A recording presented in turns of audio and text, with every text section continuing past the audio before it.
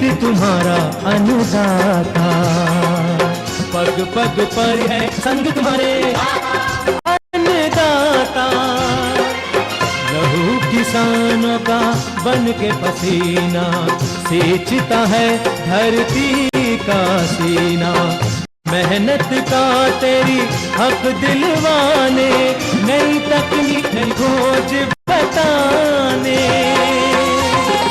पशुधन को गुणवान बनाना, पौध सुरक्षा को सिखलाना, खेती के सब गुर समझाने, भारत का सरताज बनाने। हाथ पहर है संग तुम्हारे अन्नदाता, अन्नदाता। नमस्कार, मैं हूं शुभि मिश्रा और आप सभी दर्शकों का अन्नदाता कार्यक्रम में बहुत बहुत स्वागत करती हूं। देश के हर व्यक्ति के जीवन में किसानों का अहम योगदान है, क्योंकि किसान ही हमारे लिए अन्न को उपजाते हैं और देश के हर व्यक्ति को खाना प्रदान करते हैं, और इसीलिए उन्हें अन्नदाता भी कहा जाता है। और ऐसे ही किसानों को खेती बाड़ी की नई तकनीकी जानकारी देने की कोशिश हम करते हैं। तो चलिए कार्यक्रम की शुरुआत करने से पहले देखते हैं क्या है आज के अन्नदाता में खास।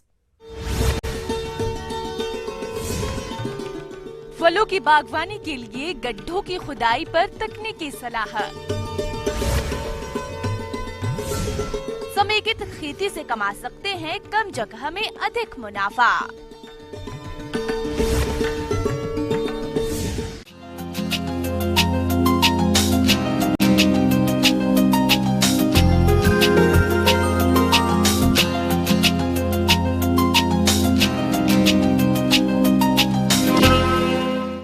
आने वाले समय में किसान अपने खेतों में नए फल वृक्षों को लगाएंगे, लेकिन इसके लिए पहले से ही बाग की रूपरेखा तैयार करनी होती है, जिसमें खेत की तैयारी, रेखांकन, गड्ढे की तैयारी प्रमुख है, जिनको मई माह से ही तैयार करना होता है ताकि वृक्षारोपण के समय परेशानी न हो। तो इसके लिए आप किन किन बातों पर खास ध्यान दें, इस बारे में बता रहे हैं कृषि विज्ञान केंद्र सुखेत, जिला मधुबनी के बागवानी विशेषज्ञ डॉक्टर प्रदीप कुमार विश्वकर्मा।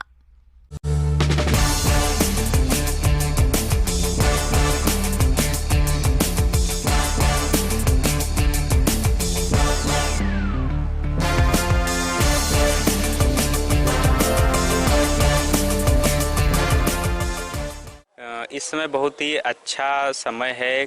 कोई भी किसान अगर नया बागवानी लगाना चाहता है तो अभी से फील्ड प्रिपरेशन का टाइम है।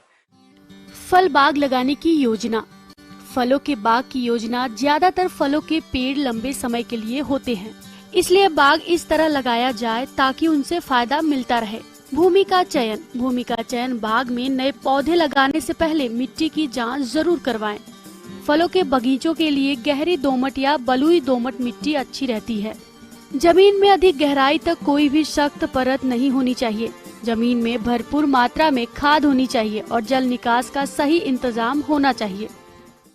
तो इसमें क्या करना होता है कि हमको अप्रैल या मई में, जो अभी समय है अप्रैल मई का, इसी समय हमको गड्ढे की खुदाई करना रहता है। सबसे पहले उसके लिए हमको लेआउट करना रहता है, तो कौन सी वैरायटी लगाना है, कितने इसमें कितना स्पेसिंग है, वो सब लेआउट से हमको डिसाइड करके उसके बाद हमको सबसे पहले काम करना है, हमको गड्ढा खोदना है। पौध लगाने की उचित दूरी।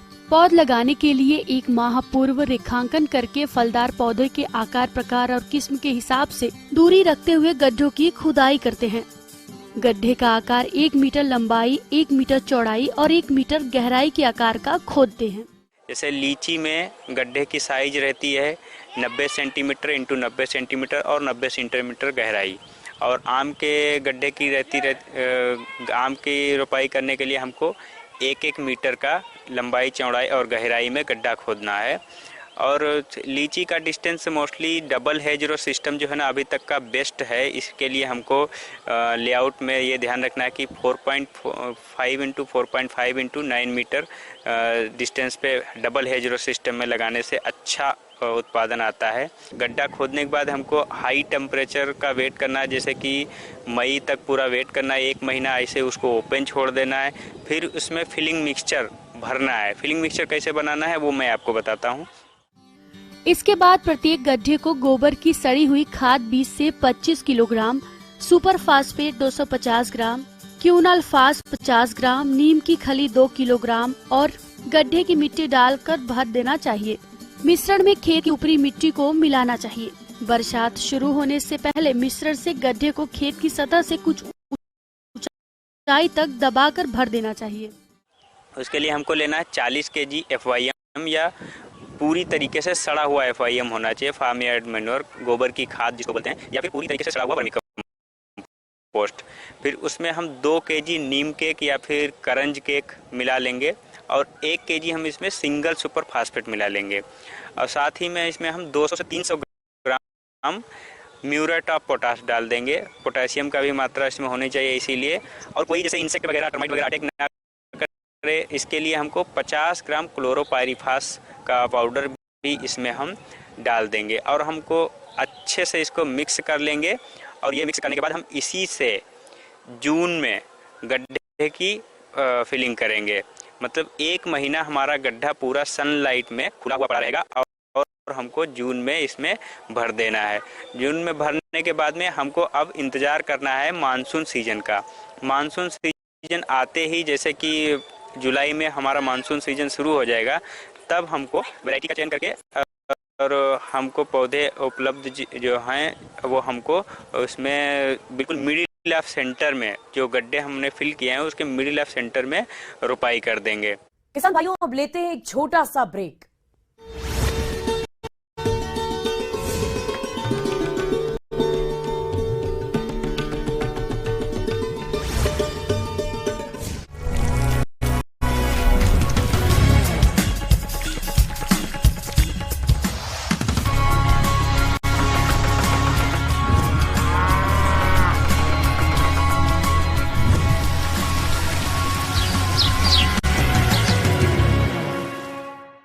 ब्रेक के बाद आप सभी दर्शकों का अन्नदाता में बहुत बहुत स्वागत है।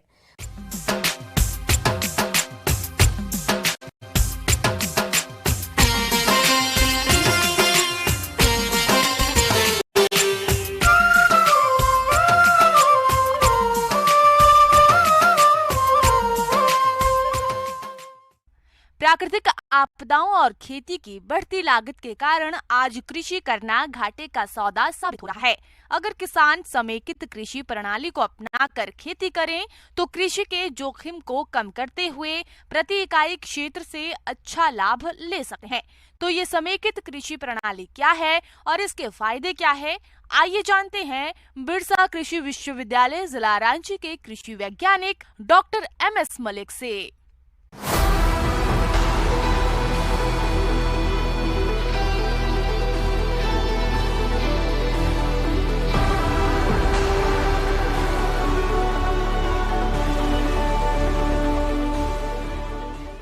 हमारे प्यारे किसान भाइयों नमस्कार।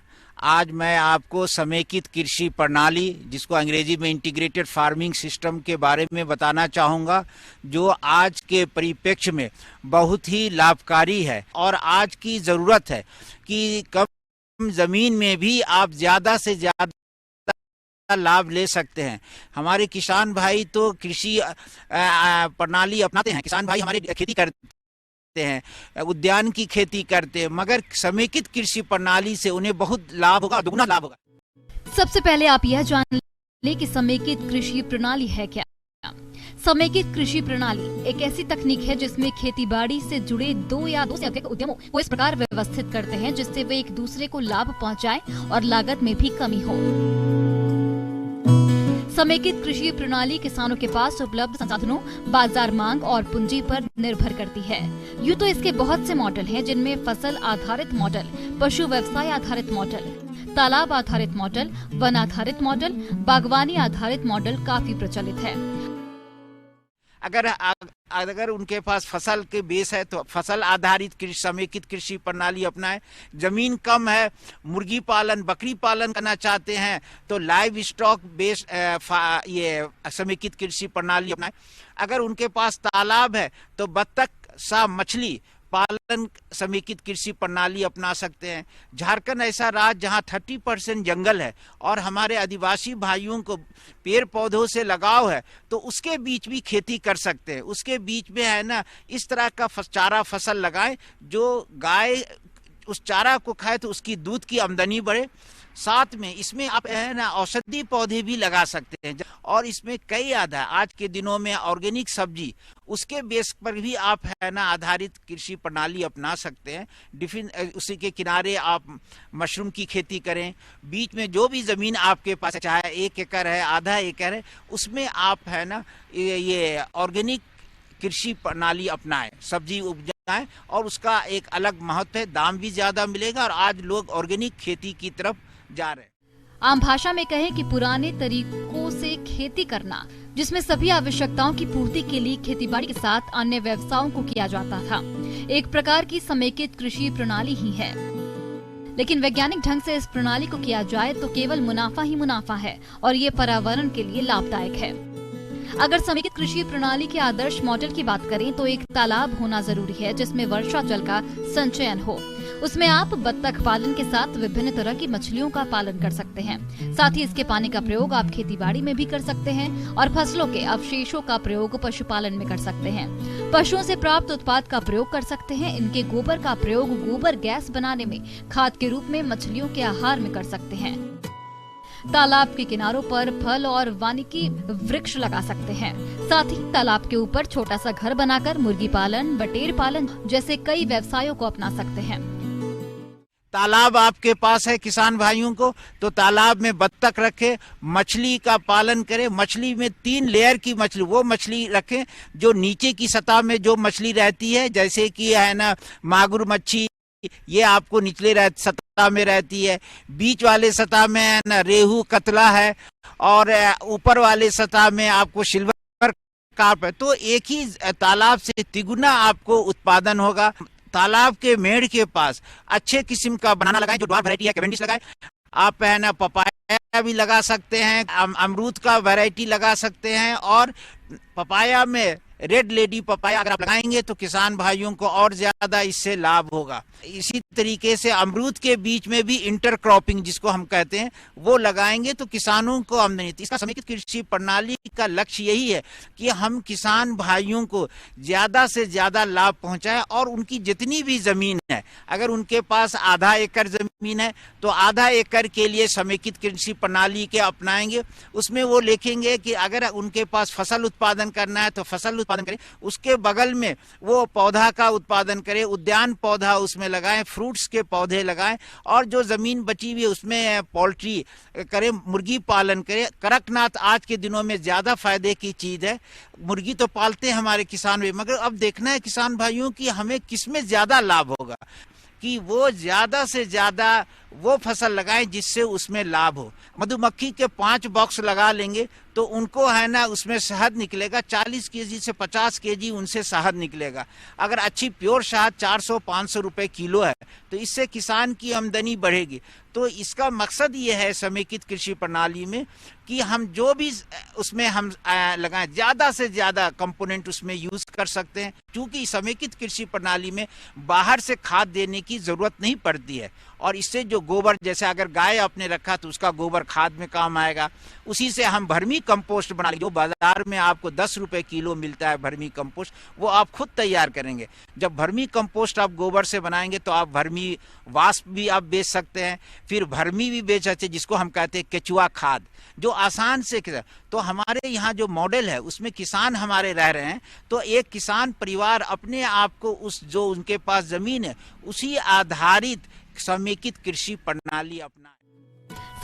समेकित कृषि प्रणाली से हम पर्यावरण को हो रहे नुकसान पर बहुत हद तक काबू पा सकते हैं। उपलब्ध संसाधनों का विवेकपूर्ण दोहन करते हुए अपनी आय में वृद्धि कर सकते हैं। किसान कृषि के विभिन्न उद्यम जैसे मवेशी पालन, बतख पालन, मुर्गी पालन से किसानों को रोजाना आय प्राप्त हो सकती है, जिससे वो अपनी रोजमर्रा की जरूरतों की पूर्ति कर सकता है। समय और क्षेत्र की मांग को जानकर अधिक लाभ कमा सकते हैं और आधुनिक तकनीक के द्वारा उर्वरकों और चारे के अत्यधिक खर्चे को भी कम कर सकते हैं, जिससे हमारी लागत कम और मुनाफा अधिक होगा। साथ ही इस प्रणाली को अपनाकर हम मृदा उत्पादकता को बरकरार रखते हुए बंजर भूमियों का उपयोग और अपने पर्यावरण को सुरक्षित रख सकते हैं। समेकित कृषि एक किसान को समृद्धि देने के साथ इस काबिल बनाता है कि वो दूसरों को भी रोजगार दे सके। आगे और भी है खेती बाड़ी से जुड़ी हुई बहुत सी रोचक जानकारियां। यहाँ रुकेंगे एक और छोटे से ब्रेक के लिए।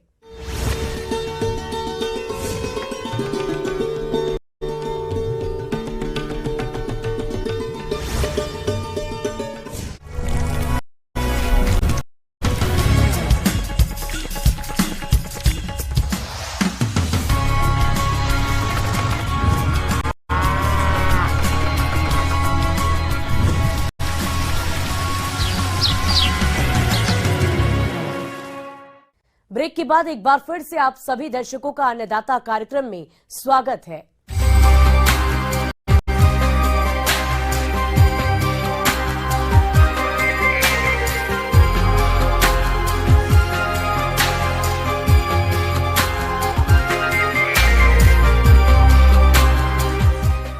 मिट्टी अच्छी होगी तभी भरपूर उपज ले सकते हैं, लेकिन आजकल किसान मिट्टी की सेहत पर बहुत कम ध्यान दे रहे हैं। आज अंधाधुंध रसायनों का प्रयोग हो रहा है, फसलों के अवशेषों को जलाया जा रहा है, जिससे कहीं न कहीं मिट्टी में प्राकृतिक रूप से मौजूद पोषक तत्वों की सक्रियता धीमी पड़ गई है। किसान भाइयों, मिट्टी की सेहत सबसे महत्वपूर्ण है, जिसमें माइकोराइजा की भूमिका अधिक होती है, जिसके बारे में समस्त जानकारी दे रहे हैं वरिष्ठ कृषि वैज्ञानिक डॉक्टर शेखर सिंह बघेल।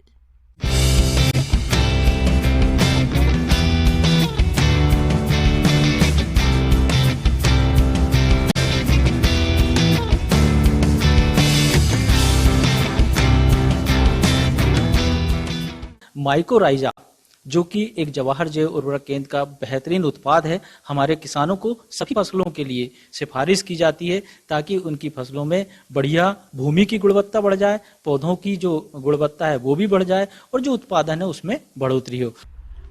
माइकोराइजा एक फंगस है जो मिट्टी में मौजूद पोषक तत्वों की सक्रियता को बढ़ा देता है, जिससे मिट्टी का सुधार होता है, जिसके कारण फसलों का अच्छा विकास होता है। फसलों में बीमारियों से लड़ने की क्षमता बढ़ती है, अधिक उत्पादन होता है और उपज की गुणवत्ता बहुत अच्छी होती है। माइकोराइजा जो है लगभग 80% पौध प्रजातियों में पाया जाता है और ये जड़ तंत्र जो होता है, जो हमारा जड़ का आसपास का क्षेत्र होता है, उसको विस्तार करने का काम करता है। जो मिट्टी में हमारा पानी है, जल है या हमारे जो पोषक तत्व हैं, उसको हमारी जड़ों के आसपास का जो क्षेत्र है उसमें से उसकी उपलब्धता को पौधों के लिए बढ़ाता है। भूमि से उसकी उपलब्धता को जड़ों की तक लाने में बहुत सहायक होता है।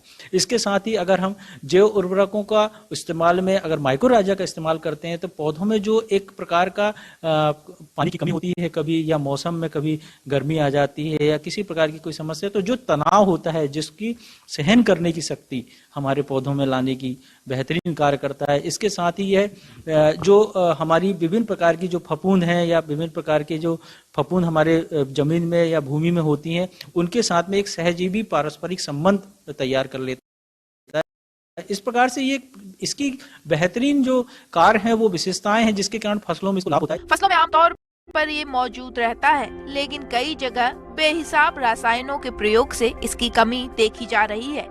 इसलिए जरूरत है जैविक खादों का अधिक से अधिक प्रयोग हो। जिन क्षेत्रों में माइकोराइजा की कमी लग रही हो, वहाँ पर बाजार में मौजूद माइकोराइजा कल्चर का प्रयोग कर सकते हैं। इसका प्रयोग वर्ष में एक बार जरूर करें। कई बार क्या होता है कि देखा गया कि हमारे जो माइकोराइजा है उसमें कार्बनिक गोंद उत्पन्न करते हैं, तो मिट्टी के कणों को बांध कर रखने का काम, मतलब जो मिट्टी है वो अगर उसमें जो हम देखते हैं कि कई बार मिट्टी में एक जुड़ाव नहीं होता, एक कसाव नहीं होता, तो माइकोराइजा की एक गुणवत्ता होती है कि वो उसको अच्छी तरीके से उसको हम कहते हैं मिट्टी के कणों को बांध कर रखने की जो क्षमता है उसकी बढ़ोतरी हो जाती है। कई बार माइकोराइजा जो है वो मेटाबोलाइट्स का उत्पादन करते हैं और जब मेटाबोलाइट्स का उत्पादन भूमि में होता है तो वो जो पौधों की जड़ का क्षेत्र होता है वो उसका विकास बढ़ जाता है, उसका क्षेत्र बढ़ जाता है, जिससे पौधों को जो पोषक तत्व है उसकी उपलब्धता तेजी से होती है, और जो उस जड़ के आसपास के क्षेत्र में नहीं होती है तो दूरी से भी उन पोषक तत्वों की अवशोषण और उनका पौधों को उपलब्धता में आसानी हो जाती है। माइकोराइजा कल्चर पाउडर के रूप में उपलब्ध है। कई निजी कंपनियां भी इसे बनाती हैं और सरकारी क्रय केंद्रों से भी आप इसे ले सकते हैं। आपको यहाँ 5 किलोग्राम का पैकेट लगभग 250 रुपये में उपलब्ध है। निजी कंपनियों के उत्पाद की अलग अलग कीमत हो सकती है। ये सभी फसलों में उपयोग कर सकते हैं। ये हमारे केंद्र में जो पाउडर के रूप में आप लोगों के लिए उपलब्ध होता है और ये बहुत ही कम लागत में या कम मूल्य में किसानों के लिए उपयोग के लिए हम हमेशा सलाह देते हैं। और इसका उपयोग करते समय इसको मिट्टी उपचार जरूर करना चाहिए। उसके लिए हम हमेशा सिफारिश करते हैं कि 4 किलोग्राम प्रति एकड़ के हिसाब से माइक्रोराइजा का उपयोग करें, और इसको लगभग अगर हम जितनी ज्यादा मात्रा में, अगर 25-30 किलोग्राम हमारी गोबर की खाद, केचुआ की खाद या मिट्टी मिल रही है वो नहीं, तो अगर ज्यादा से ज्यादा मात्रा में अगर गोबर की खाद या केचुआ की खाद हमारे पास उपलब्ध है तो हम इसको 50 से 100 किलोग्राम गोबर की खाद में 4 किलोग्राम जो हमारा माइक्रोराइजा है उसको अच्छी तरीके से मिला देंगे, और मिला देने के बाद में उसको रात्रि भर किसी ठंडे स्थान पे रहने रख दें, और उसके बाद अगले दिन उसको हम खेतों में अगर उसको अच्छी तरीके से बुआई के पूरा खेत में फैला देवें, अच्छी तरीके से छिड़काव कर देवें, तो और उसके बाद अगर हम बुआई के बाद एक हल्की सिंचाई करते हैं तो जो हमारे माइक्रोराइजा हैं उनकी क्रियाशीलता रात भर में अच्छी तरीके से बढ़ जाती है, और जब खेतों में हम डालते हैं और हल्की सिंचाई कर देते हैं तो उनकी क्रियाशीलता में और गति आ जाती है, और उससे भूमि के अंदर माइक्रोराइजा की जो गुणवत्ता है और भूमि की जो गुणवत्ता है, हमारे पौधों में जो उत्पादन की शक्ति है या उसकी जो ताकत है उसमें बढ़ोतरी होती है। किसी भी प्रकार की जो हम खेती करते हैं उसमें अगर हम माइक्रोराइजा का इस्तेमाल करते हैं तो निश्चित रूप से आपको बहुत कम लागत में अच्छा लाभ प्राप्त हो सकता है।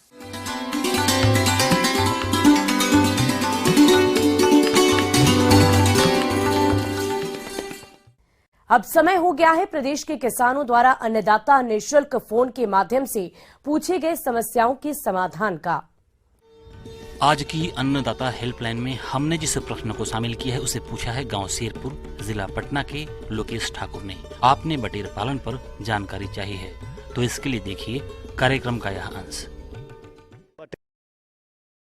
बटेर पालन आज के दिनों में बिहार में एक तीव्र गति से बढ़ता हुआ मुर्गी पालन के क्षेत्र में एक क्रांति है। साधारणतः ग्रामीणों के बीच में ये भाव है कि बटेर बहुत गर्म होता है, इस वजह से वो गर्मियों के दिन में भी इसका सेवन नहीं करते हैं। ऐसा कोई बात नहीं है।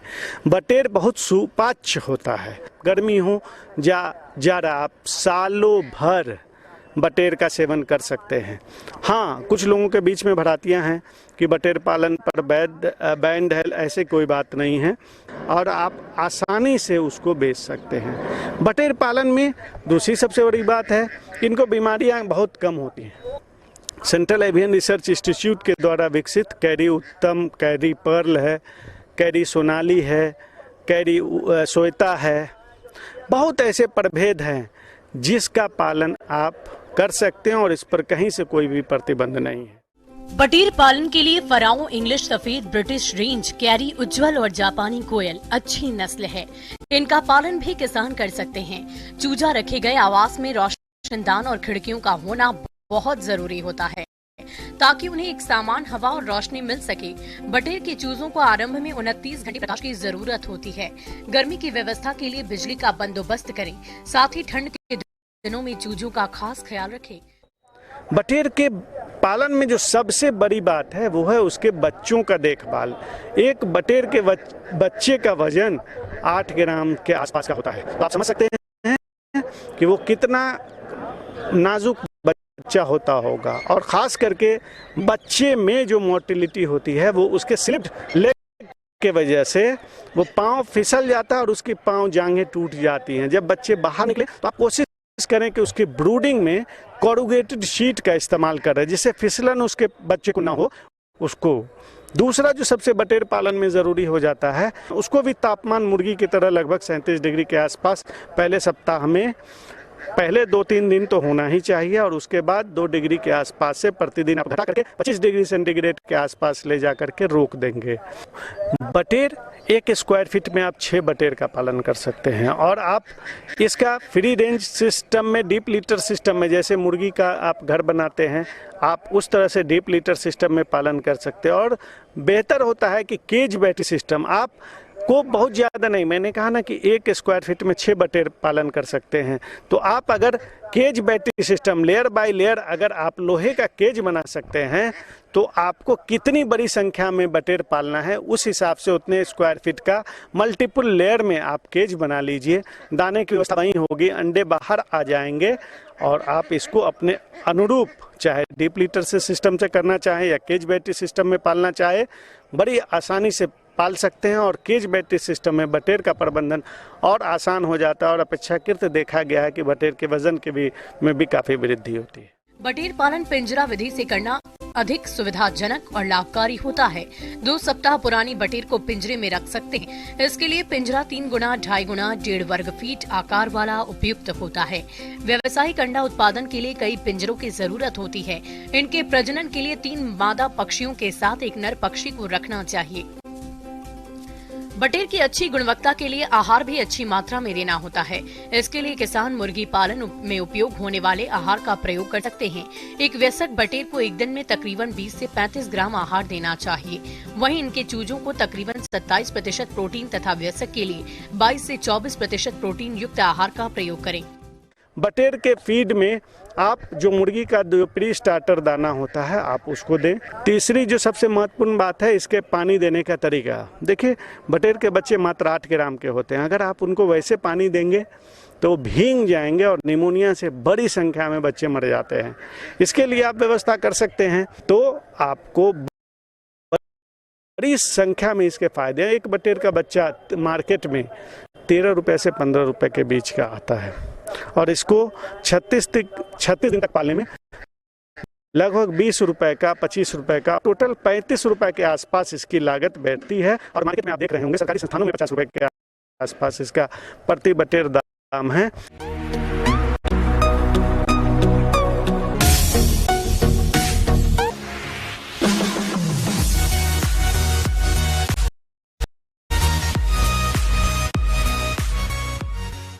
और अब देखते हैं राज्य की कुछ चुनी हुई मंडियों में क्या रहा है प्रमुख फसलों का दाम।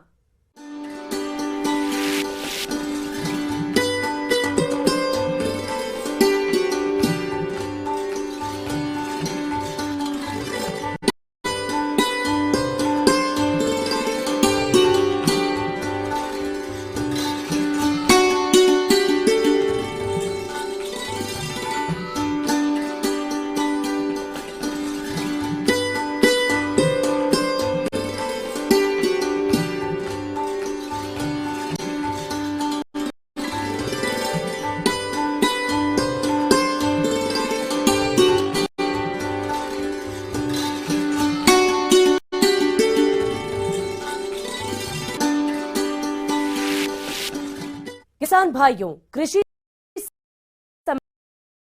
संबंधित समस्या और सुझावों के लिए आप हमें इस पते पर संपर्क कर सकते हैं।